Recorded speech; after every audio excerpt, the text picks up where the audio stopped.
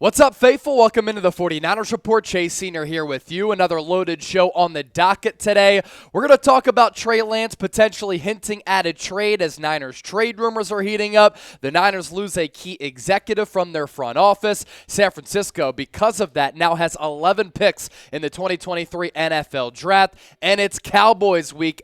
Dallas will continue to preview this NFC divisional matchup. But we begin with this. Ran Carthon is that aforementioned executive for San Francisco who is going to be departing the Bay Area and heading to Nashville. First, you live in the San Francisco area, then you go to Nashville. Ran Carthon here, certainly living it up, no doubt about that. But first, make sure you subscribe to the channel before we get into Ran Carthon. 620 people away from 76,000 subscribers, and we have a lot to offer here on the 49ers Report for those of you who are new to the show for the first time. If you haven't subscribed, do so right now, and here is our sales pitch. We give you free daily Niners content year-round, news, rumors, and analysis. When breaking news happens, we give you videos and shows right away, live shows and watch parties, and all of our content. We really take pride in giving you interactive, informative, entertaining shows. So let's get to 76,000 subscribers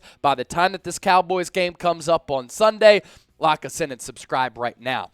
Back to Ran Carthon here. Tennessee Titans hiring him as their next general manager. He was formerly the 49ers Director of Player Personnel, came up under the Bill Parcells tree, like Bill Belichick and Mike Vrabel, who he will be working with the Tennessee Titans because Vrabel is the Titans head coach. Titans owner Amy Adams-Strunk on the hiring of Carthon said this: with talent evaluation being critical to this role, the roster they have built in San Francisco certainly stands out.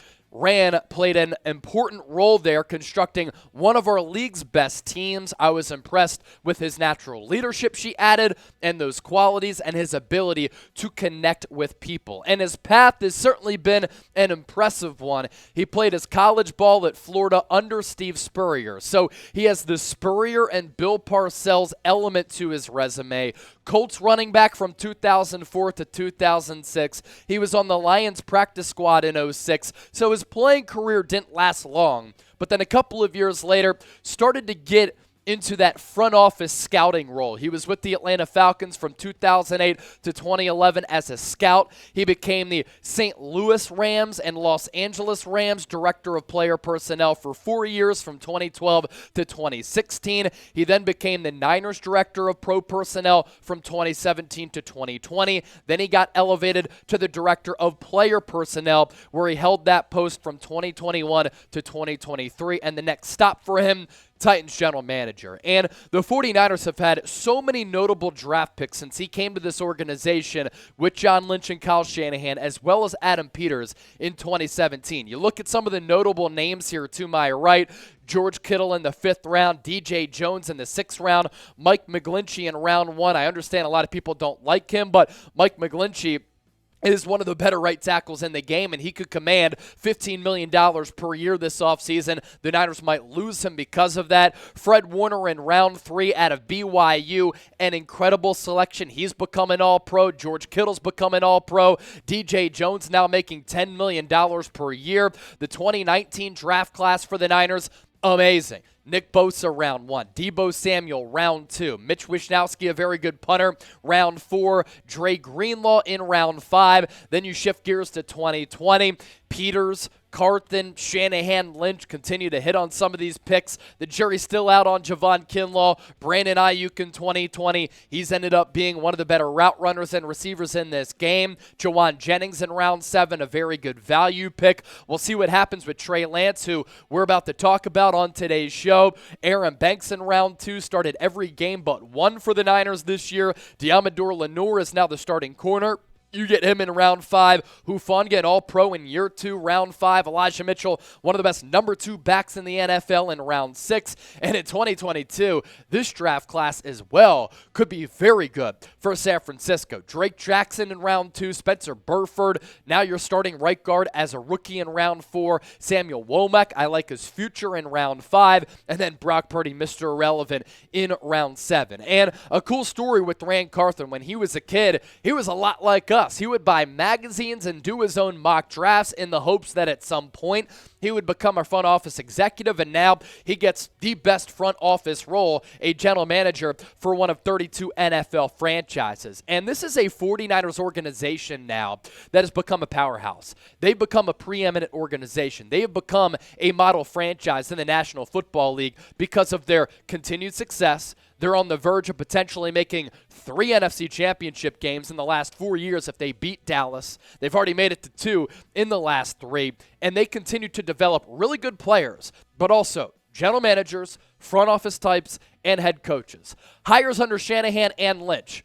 Marty Mayhew, Commanders general manager. Ran Carthon, now the Titans general manager. Mike McDaniel and Robert Saleh both landed head coaching jobs, and it looks as though DeMeco Ryans could be next. And if DeMeco comes back, that's even better for San Francisco. An interesting note with DeMeco here, 7 of the 8 remaining teams in the NFL playoffs, 7 of them, have an offensive-minded head coach. Obviously, DeMeco is defensive-minded, but if a team that has a head coaching opening does hire a defensive mind, DeMeco Ryans would be atop of my list. And because Carthan and because of some of those other minority hires have gone elsewhere to land some of these gigs, and with Carthan specifically, with him getting hired by Tennessee, the 49ers now will receive third-round picks in 2023 and 2024. And going back to that original point of some of these hirings elsewhere, the 49ers are now loaded with draft compensation in 2023 because of these compensatory picks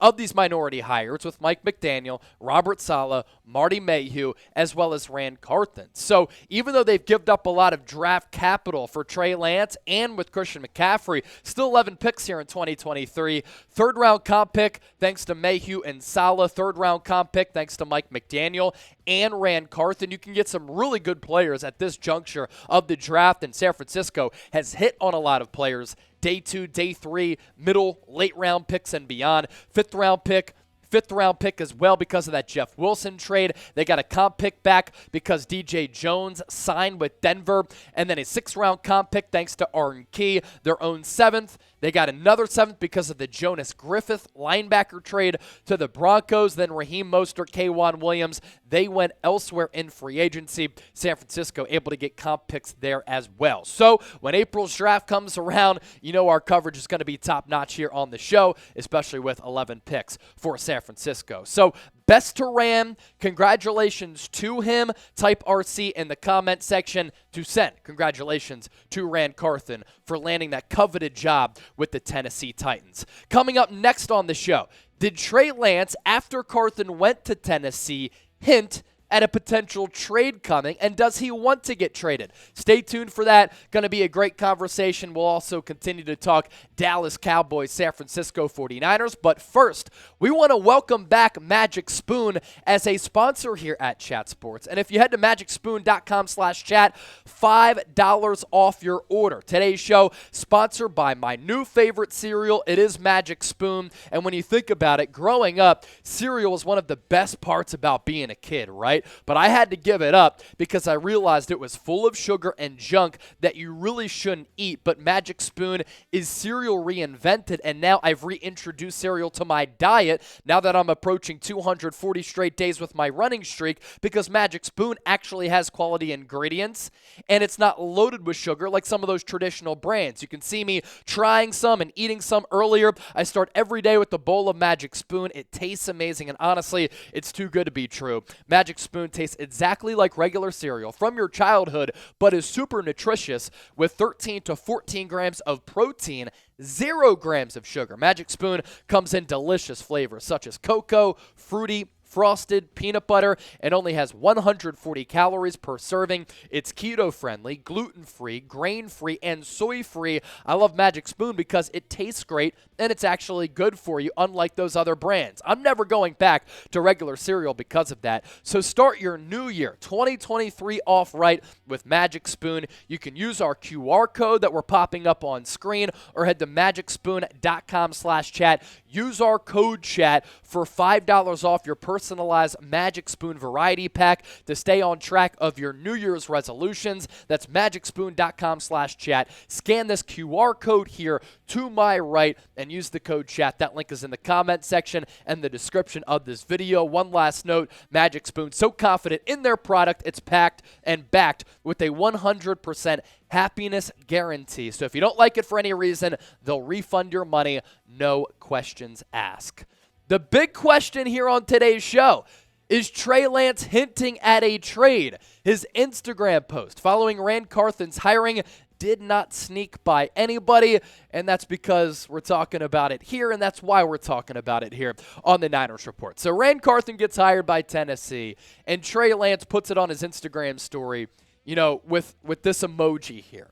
Now, my instant reaction to this and the instant reaction from a lot of people out there, what does the Trey Lance Instagram post mean following Ran Carthon getting hired as the Titans general manager? He's obviously congratulating him because he knows him well from working in the front office. George Kittle also had tweeted it out that the Titans got a good one in Ran Carthon.